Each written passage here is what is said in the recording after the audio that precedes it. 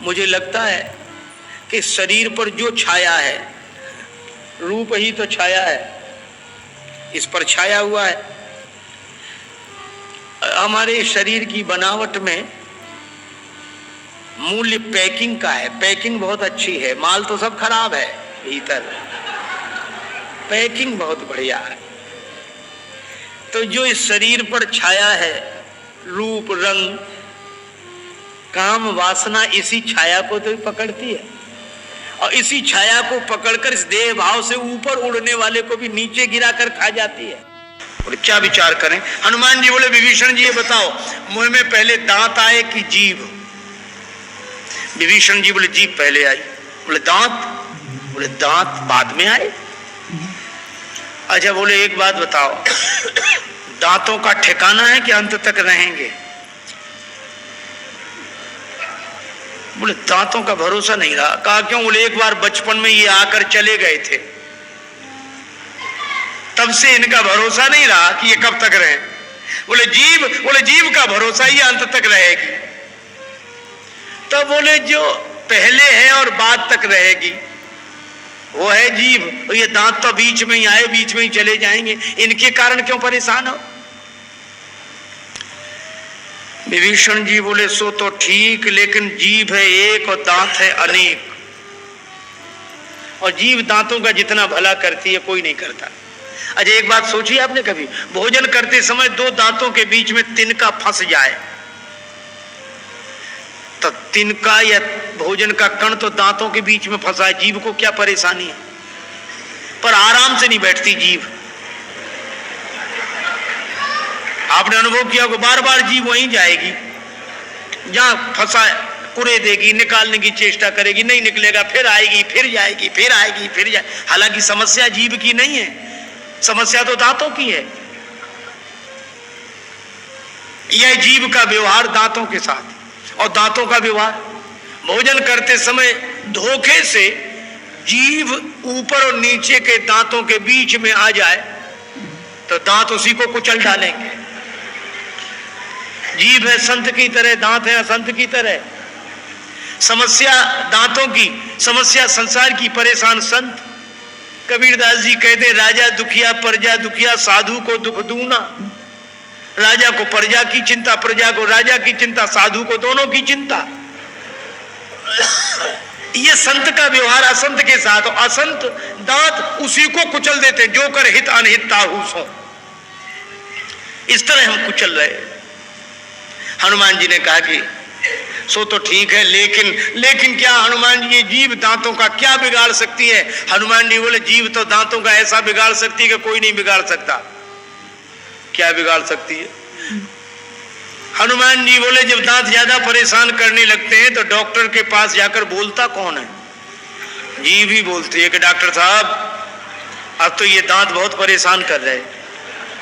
अच्छा, जीभ अगर एक बार डॉक्टर से शिकायत कर दे कि दांत परेशान कर रहे हैं तो बोलो दांत विरोध कर सकते हैं कि नहीं साहब ये एक है, हम 32 हैं, ये झूठ बोल रही है, हमारी बात मानो?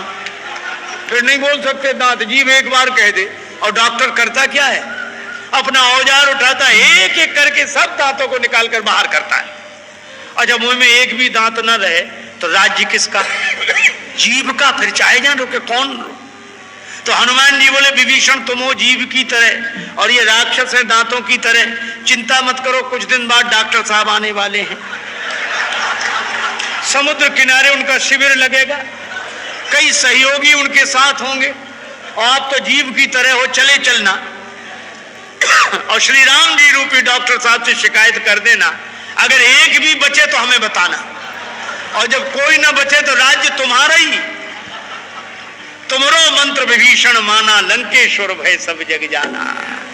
अंत में हनुमान जी ने कहा, विभीषण एक कमी तुम्हारे जीवन में, एक कमी मेरे जीवन में। हनुमान जी आपको तो भगवान मिल गए, अब क्या कमी? हनुमान जी बोले, मुझे भगवान मिल गए लेकिन माता सीता का दर्शन नहीं हुआ है, और तुम्हें सीता माता का दर्शन हो गया है, राम जी का दर्शन नहीं हुआ है। तो हम लोग एक सलाह कर ले, क्या विभीषण तुम हमें सीता माता का दर्शन करा दो तो हम तुम्हें राम जी का दर्शन करा देंगे, राम जी से। विभीषण जी बोले रावण का राज्य युक्ति से भेजूंगा सीता जी के पास। युगुति विभीषण सकल सुनाई। हनुमान जी बोले तो हम भी युक्ति से ही ले चलेंगे, तुम्हें चिंता मत करो। और श्री हनुमान जी सीता माता का दर्शन करते हैं, उनका आशीर्वाद प्राप्त करते हैं और जो भक्त से मिले और भक्ति का आशीर्वाद प्राप्त करे, भक्त के द्वारा भक्ति प्राप्त करके भक्ति के आशीर्वाद से जो भगवान को प्राप्त करता है उसी के माथे पर भगवान अपना हाथ रखते हैं। ऐसे श्री हनुमान जी को आप चतुर आदमी बहुत कुछ मांग लेता है। एक ही वाक्य में एक बुढ़िया थी, अंधी, परिवार में गरीबी, कच्चे टूटे फूटे झोपड़े और उसके पौत्र का जन्म नहीं हुआ। कितने दुख। किसी देवता को दया लगी, प्रकट हो गए, वरदान मांगो, पर हम एक ही वरदान देंगे, एक ही। बुढ़िया बोली एक ही? हाँ एक ही। बुढ़िया बोली हम भी एक ही मांग रहे हैं। अब देखो उसने एक वरदान मांगा, क्या बोली? हे देवता, अगर आप प्रसन्न हो तो हम अपनी आंखों से अपने बेटे के बेटे को अपने ही घर के आलीशान पक्के मकान में सोने चांदी के बर्तनों में दूध भात खाते देखें।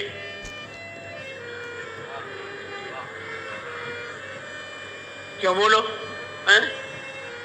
अपने नाती को, तो नाती हो गया, आलीशान पक्के मकान में और सोने चांदी के बर्तनों में दूध भात खाते। कहती नहीं, बोले देखें यह चतुराई, जो वरनाथ चतुर नृप मांगा। एक दूसरी घटना सुनो। तीन थे, माता पिता और बेटा, बड़े गरीब। गरीब तो आपस में लड़े। शंकर जी को दया लगी, माता पार्वती जी ने कहा चलो वरदान दे दो। शंकर जी बोले इनके भाग्य में नहीं लिखा है। अरे नहीं नहीं आप दे, ऐसा थोड़ी, बेचारे गरीब हैं। शंकर जी गए, वरदान मांगो। 3 वरदान मिल सकते, तुम्हें 3 लोग हो, एक एक वरदान मांग लो। सो तीनों पहले इसी पे झगड़ने लगे, पहले वरदान कौन मांगे। शंकर जी बोले ये बाद में करना, पहले मांगो। तो जो मैया थी वो बोली, हे शंकर भगवान, मैं बुढ़ापे में कष्ट क्यों पाऊं, आप मुझे 16 वर्ष की कन्या बना दो। मित्रों जय श्री राम। आज आपको इस कथा में इतना भारी रहस्य मिल रहा है कि जिसको सुन करके आप लोग बहुत ही आश्चर्यचकित हो जाएंगे। क्योंकि माता कैकेयी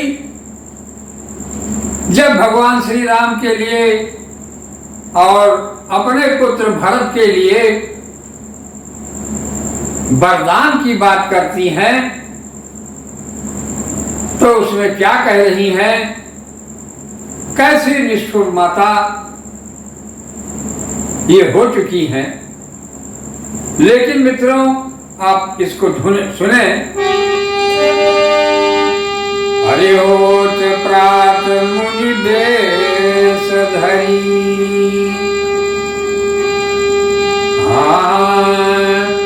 होत प्रात मुनि बेश धरी, अरे जौन राम बन जान।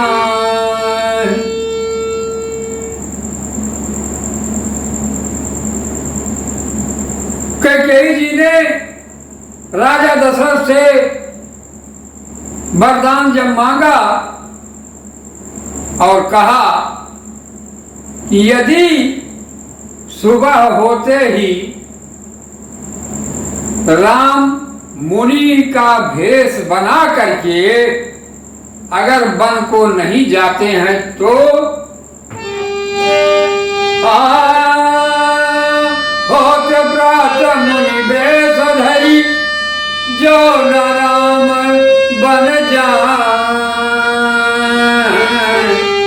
मोर मरण राउर अजस निप समुझई मन।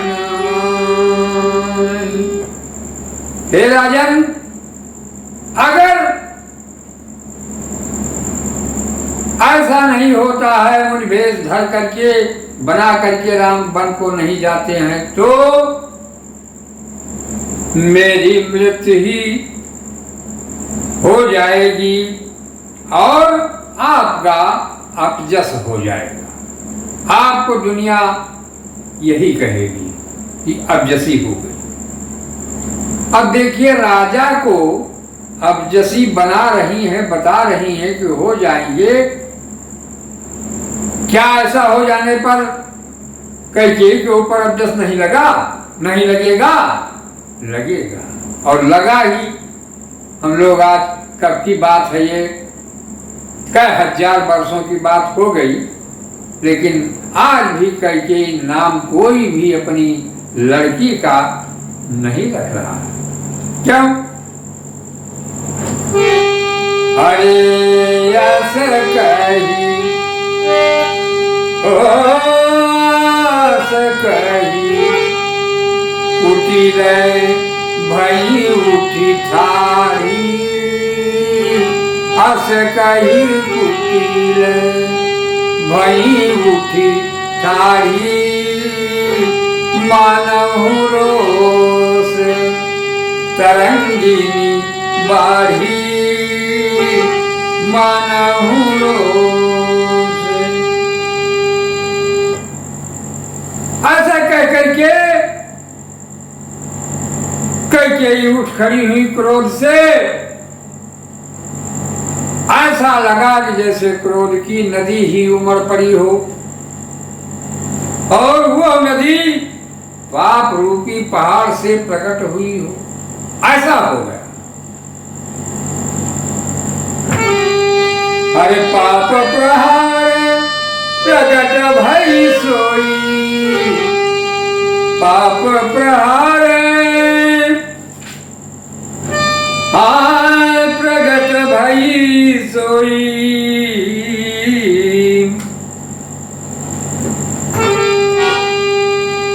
अरे भरिय क्रोध जल, भरिय क्रोध जल जाई न जोई, भरी क्रोध जल। पाप रूपी पहाड़ से प्रकट हो करके वो नदी क्रोध रूपी जल से पूरी लबालब भरी हुई है। ऐसी भयानक कि ये दशा नहीं देखी जा रही।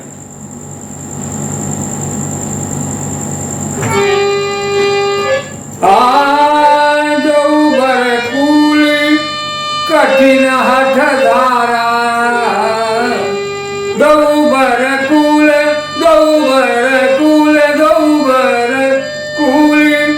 कठिन हठ धारा, अरे भंवर कुबरी वचन प्रचारा, भंवर कुबरी। दोनों वरदान उस नदी के दोनों किनारे हैं। कैकेयी का कठिन हठ ही उसकी तीव्र धारा है, जो हट करके कैकेयी ने कहा। तो मित्रों, कुबरी के वचनों की प्रेरणा ही भंवर है। कुबरी ने जो वचन दिया, बताया, कैकेयी को समझाया, वही भंवर है।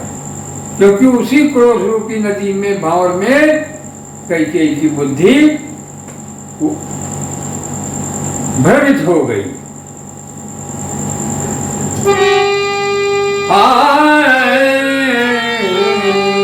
ढाहत ढाहत भूप रूप तरुमूला, ढाहत भूप रूप तरुमूला, चली विपति बारिधि अनुकूला। राजा दशरथ रूपी वृक्ष मूल से ढहाती हुई, राजा दशरथ रूपी वृक्ष को मूल से ढहाती हुई विपत्ति रूपी नदी सीधे समुद्र की तरफ चली जाती है। हरे हरे लखी नरेश, लखी नरेश बात थोड़ी साची, तियमिस मीचू शीस पर नाची, गई पद विनय की बैठारी, हरे जनि दिन कर पुल होशी कुठारी, जनि दिन कर। साथियों, ये भी एक क्रिया चरित्र ही यहाँ आ रहा है आपके सम्मुख। कैसे आ रहा है? राजा दशरथ ने समझ लिया कि बात सचमुच वास्तव में सच्ची है। स्त्री के बहाने ही मेरी मृत्यु अब सिर पर नाच रही है। राजा दशरथ जी को यह भान हो गया कि स्त्री के बहाने ही अब मेरी मृत्यु सिर पर नाच रही है। तब राजा ने क्या किया? कैकेयी के चरणों को पकड़कर उसे बिठाकर विनती किया कि तू सूर्य कुल रूपी वृक्ष के लिए कुल्हाड़ी मत बन। हे कैकेयी, सूर्य कुल का जो वृक्ष हमारा चल रहा है, इसकी कुल्हाड़ी मत बन। तू तो कुल्हाड़ी बन के काट रही है, काटने चल रही है। लेकिन क्रिया चरित्र का प्रभाव मित्रों यहाँ चढ़ा हुआ है। अभी आपने हमारे कुछ वीडियो में सुने हैं कि विधि हुन नारी हृदय गति जानी। अब राजा है वो स्वयं, लेकिन अब बेबस हो चुकी है। कैसे?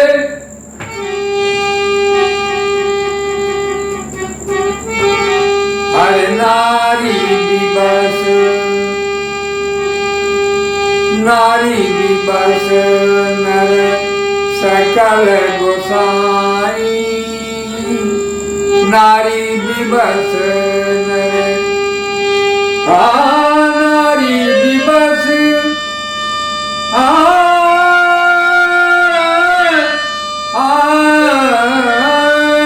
नारी विवश नर सकल गोसाई,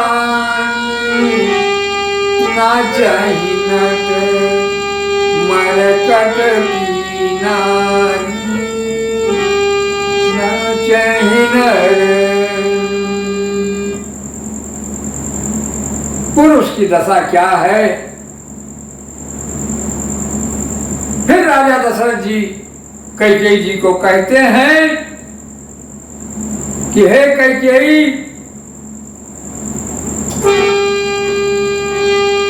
मांगू माथ अबही देऊ तोहि, मांगू माथ अबही देऊ तोहि, राम बिरह जसी मारसी मोहि, ओ राम बिरह जनी मारसी मोहि।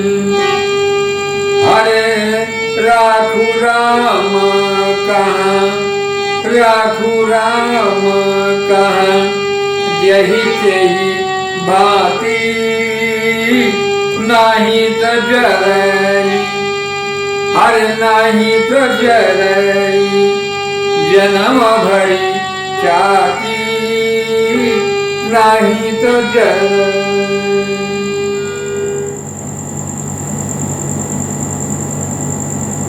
महाराज दशरथ इतना बिहबल हो गए और इतना दुखी हो करके बोल रहे हैं कि तू मेरा मस्तक मांग ले,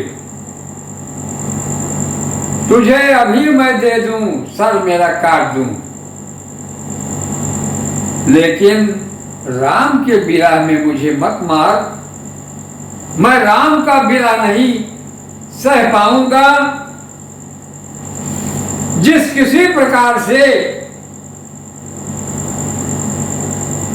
कैसे भी हो तो राम को वन मत भेज, राम को यही अयोध्यापुरी में ही रहने दे, नहीं तो जन्म भर मेरी छाती जलती ही रहेगी। लेकिन अब विधि होना नारी हृदय गति जानी, क्या होना है अभी तो परमात्मा ही जाने। आगे तो मित्रों आज इसके आगे की कथा आपको हमारे अगले वीडियो में मिल रही है।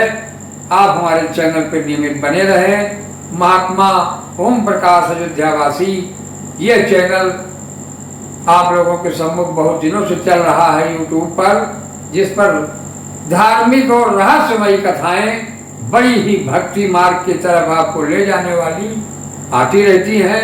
आप लोग हमारे इस चैनल से जुड़ें, सब्सक्राइब कर लें, वीडियो लाइक शेयर करें और कमेंट के माध्यम से हमें अपने विचार आप बताएंगे तो हमें यह प्रसन्नता होगी और हम आपकी सेवा में हाजिर रहेंगे। मित्रों जय सिया राम, जय हनुमंत लाल की, जय भगवान शिव की।